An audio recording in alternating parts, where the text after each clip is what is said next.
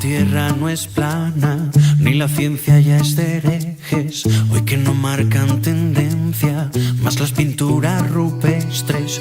Hoy que no tienen sentido las palomas mensajeras.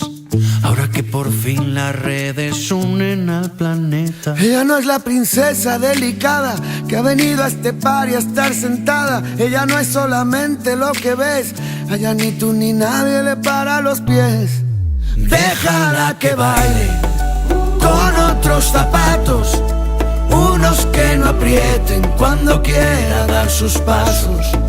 Déjala que baile con faldas de vuelo, con los pies descalzos, dibujando un mundo nuevo.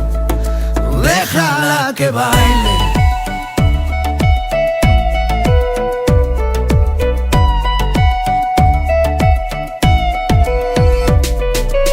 Ella es destino, ella es origen, es el relato y la escritora que conviven. Ella es principio y ella es final. Baila con ella en esta fiesta que es global. Hoy que no hay duelos a muerte, cada vez que alguien te irrite, para poder desahogarnos hemos inventado Twitter. Si pensamos diferente ya no huele a disputa. Los filósofos no brindan con cicuta. Ella no es la princesa delicada que ha venido a este bar y a estar sentada. Ella no es solamente lo que ves. A ella ni tú ni nadie le para los pies.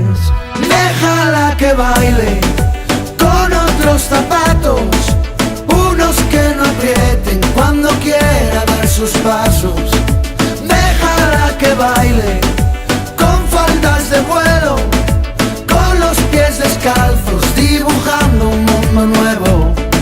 Déjala que baile.